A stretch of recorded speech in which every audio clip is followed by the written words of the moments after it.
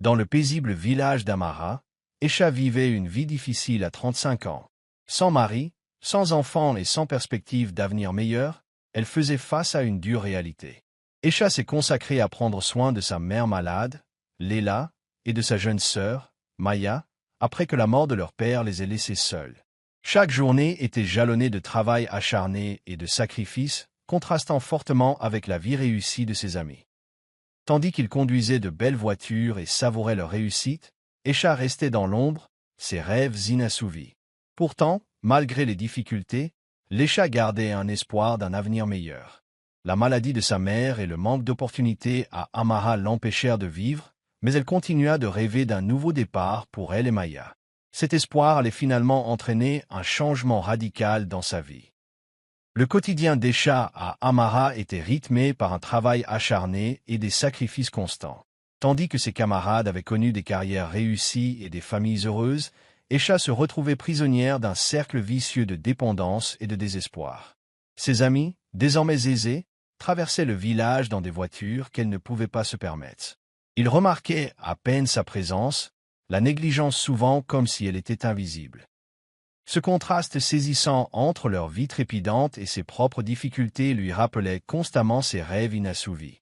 Chaque jour, Esha était confrontée à la lourde tâche de prendre soin de sa mère malade, Léla, et de sa jeune sœur, Maya. Ses responsabilités lui laissaient peu de temps et d'énergie pour poursuivre ses propres aspirations. Les murs délabrés de sa maison familiale la confinaient, et les routes poussiéreuses d'Amara ne lui offraient aucune échappatoire. La communauté soudée du village, bien que solidaire par certains côtés, renforçait également les attentes sociales qu'Esha se sentait incapable de satisfaire. Malgré les difficultés insurmontables, Esha gardait un faible espoir qu'un jour sa situation changerait. Elle rêvait d'une vie où elle et Maya pourraient s'affranchir des chaînes de la pauvreté et se bâtir un avenir meilleur. Cet espoir, bien que modeste, nourrissait sa détermination à persévérer, même lorsque les obstacles semblaient insurmontables. Un matin, Esha décida qu'il était temps de quitter Amara et de chercher une vie meilleure en ville. Cette décision, mêlée d'espoir et de désespoir, marqua un tournant dans sa vie. Elle avait passé des semaines à préparer secrètement ce déménagement, à rassembler le peu d'argent possible et à se préparer mentalement aux défis à venir. Malgré son anxiété, elle savait que rester à Amara signifiait une vie de difficultés perpétuelles pour elle et Maya. Le matin de leur départ fut empli d'une douce attente. Alors que les premières lueurs de l'aube perçaient les rideaux déchirés, Aïcha s'apprêtait à dire adieu à sa mère, Léla. Elle entra dans la chambre de sa mère pour lui dire au revoir, mais la trouva allongée, immobile, le visage serein. Léla s'était éteinte paisiblement dans son sommeil. Le choc et le chagrin étaient accablants, brisant le fragile espoir qui soutenait Aïcha. Le village s'est rassemblé pour pleurer la disparition de Léla. Les funérailles furent simples et touchantes, auxquelles assistèrent voisins et amis qui présentèrent leurs condoléances à voix basse. Esha sentit le poids de sa nouvelle réalité peser sur ses épaules, debout près de la tombe fraîchement creusée de sa mère. Elle était désormais la seule gardienne de Maya, la seule famille qui lui restait. Avec le départ de Léla, les raisons de rester à Amara s'amenuisèrent. Les obstacles qui avaient retenu Esha semblaient moins insurmontables, alimentés par l'urgence renouvelée d'offrir une vie meilleure à Maya et à elle-même. Déterminée à honorer la mémoire de sa mère en créant un avenir pour sa sœur, Esha fit ses bagages. Chaque objet rangé représentait un pas vers un nouveau départ, une chance d'échapper à la pauvreté et aux difficultés qu'elles avaient connues. À l'aube, Esha et Maya partirent pour la ville. Le ciel, strié de rose et d'orange, symbolisait la promesse d'un nouveau départ. Le voyage qui l'attendait était incertain, empreint à la fois de peur et d'espoir. La détermination d'Esha était claire, il était temps de se forger une nouvelle voie, quels que soient les défis à venir. Arrivés dans ce paysage urbain animé, Esha et Maya furent immédiatement submergés par son chaos et sa vitalité. La ville, contrastant fortement avec le rythme paisible d'Amara, vibrait au rythme des opportunités et du défi redoutable de l'anonymat. Esha, serrant fermement la main de Maya dans la sienne, arpentait les rues bondées, les sens submergés par la cacophonie des sons et le flou des visages inconnus. Les premiers jours furent une épreuve d'endurance exténuante. Esha trouva une chambre exiguë et mal éclairée dans un quartier dense de la ville, qui répondait à peine à leurs besoins essentiels, mais leur offrait néanmoins un toit. Avec peu d'argent et de relations, sa priorité était de trouver du travail. Elle arpenta les rues de la ville, frappant aux portes de nombreux établissements, les refus s'accumulant au fil des jours. Finalement, sa persévérance a porté ses fruits lorsqu'elle a été embauchée comme serveuse dans un petit restaurant animé. Le travail était épuisant, avec de longues heures qui lui laissaient les pieds douloureux et le moral à plat, mais c'était une bouée de sauvetage. Malgré l'épreuve physique, Esha envoyait de l'argent à son village, croyant soutenir Maya par l'intermédiaire de leur tante. Cependant, à son insu, la tante exploitait son argent durement gagné en montant sur les besoins de Maya, créant des dépenses fictives pour détourner davantage de fonds. Cette trahison, encore inconnue d'Esha, était une bombe à retardement silencieuse dans sa situation déjà précaire. Au milieu du quotidien, la détermination farouche d'Esha à bâtir un avenir meilleur ne faiblissait jamais.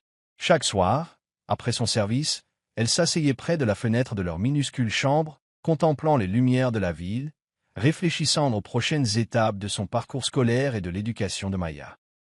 Un soir pluvieux, alors qu'elle rentrait d'un service tardif au restaurant, Esha se réfugia dans un bâtiment inachevé. C'est là qu'elle rencontra Nadia, une riche veuve qui dînait souvent chez elle, mais qui ne l'avait jamais remarquée auparavant. Cherchant refuge contre la pluie, Nadia a discuté avec Esha et a été touchée par son histoire de résilience et de détermination. Sentant le potentiel d'Esha, Nadia lui a proposé un emploi de femme de ménage, logement compris. Cette rencontre inattendue a marqué un tournant dans la vie d'Esha. Reconnaissante de pouvoir échapper aux exigences épuisantes de la race blanche, Esha accepta l'offre de Nadia. Elle et Maya emménagèrent dans la luxueuse maison de Nadia, contrastant fortement avec leurs anciennes conditions de vie exiguës. L'espace spacieux et bien meublé offrait un espace stable et enrichissant aux deux sœurs. Nadia est rapidement devenue plus qu'une simple employeuse. Elle est devenue une mentor et une figure maternelle pour Esha. Elle l'a encouragée à réfléchir à son avenir, notamment à la reprise de ses études, interrompue par la situation familiale. Avec le soutien de Nadia, Esha s'est inscrite à un programme de formation pour adultes, conciliant études et responsabilités familiales. La vie dans la demeure de Nadia fut transformatrice. Esha s'adapta à son nouveau rôle avec diligence et attention, gagnant le respect et l'appréciation de Nadia. Ce nouveau chapitre apporta non seulement un réconfort physique, mais aussi un soutien émotionnel et des conseils qui lui avaient longtemps fait défaut. Cette stabilité lui a permis de se concentrer sur la construction d'un avenir, non seulement pour elle-même, mais aussi pour Maya, marquant ainsi le début d'une transformation profonde dans leur vie. Ethan, le fils de Nadia, est revenu d'un séjour à l'étranger et a immédiatement remarqué la beauté et la grâce d'Esha. Malgré leurs origines différentes, un lien indéniable, fondé sur le respect et la compréhension mutuelle, existait entre eux. Ethan fut profondément impressionné par la résilience et le dévouement d'Esha envers sa sœur, des qualités qui lui rappelaient la force de sa propre mère. Leur amitié se transforma rapidement en une romance éclair. Ethan demanda Esha en mariage, et leur mariage fut une joyeuse célébration. Cela symbolisait non seulement l'union de deux cœurs, mais aussi la fusion de leur destin. Nadia était ravie de voir son fils épouser une femme de caractère et elle accueillit Esha dans la famille à bras ouverts. Grâce au soutien indéfectible d'Ethan, Esha reprit ses études. Elle s'est inscrite à un programme de formation pour adultes, conciliant études et responsabilités familiales. Sa détermination et son travail acharné ont porté leurs fruits. Elle a excellé dans ses études et visé un diplôme en commerce. Les encouragements et l'amour d'Ethan ont apporté à Esha la stabilité et la confiance nécessaires pour réaliser ses rêves. Pendant ce temps, Esha veillait à ce que Maya reçoive la meilleure éducation possible. Elle était déterminée à ce que sa sœur ait les opportunités qui lui avaient été refusées. Son dévouement pour le bien-être de Maya n'a jamais faibli et elle a continué à la guider et à la soutenir. La nouvelle vie d'Esha avec Ethan lui a apporté joie et espoir. Elle s'est retrouvée en position d'offrir à Maya un avenir radieux, celui dont elle avait toujours rêvé. Avec un mari aimant, une mentor bienveillante en la personne de Nadia et une nouvelle raison d'être, le cheminement d'Esha, fait d'amour et de soutien, a marqué une transformation profonde dans sa vie, ouvrant la voie à une croissance et une réussite continue. La détermination et le travail acharné d'Esha ont rapidement porté leurs fruits. Elle a obtenu son diplôme de commerce avec mention et a commencé à travailler dans l'entreprise d'Ethan. Son dévouement et ses idées innovantes lui ont rapidement valu une promotion au poste de directrice générale. À ce poste, Esha a non seulement excellé professionnellement, mais a également défendu des initiatives en faveur de l'autonomisation et de l'éducation des femmes. L'un de ses premiers projets a été la création d'un fonds de bourse pour les jeunes femmes des zones rurales comme Amara. Elle souhaitait offrir des opportunités à celles qui, comme elle, avaient rencontré de nombreux obstacles dans leur quête d'une vie meilleure. Son histoire et sa réussite sont devenues une source d'inspiration, encourageant de nombreuses personnes à postuler et à poursuivre leurs rêves. Esha retournait également fréquemment à Amara, non seulement pour rendre visite à la communauté qui a façonné son enfance, mais aussi pour s'investir dans celle-ci. Elle a financé la construction d'un nouveau centre communautaire et lancé plusieurs programmes éducatifs. Ses efforts furent accueillis avec gratitude et admiration, transformant une villageoise autrefois négligée en un symbole d'espoir et de changement. Lors d'une de ses visites, Esha découvrit la trahison de sa tante. Maya vivait chez Sarah, une femme âgée qui l'avait recueillie après sa fugue, affligée par la négligence de leur tante. Esha était profondément reconnaissante envers Sarah pour sa gentillesse. Elle s'assura qu'elle était bien soignée et ramena Maya en ville, assurant sa sécurité et son bien-être. Les efforts d'Esha dépassèrent son cercle proche. Elle a commencé à encadrer de jeunes femmes au sein de son entreprise, les aidant à gérer leur carrière et leurs difficultés personnelles.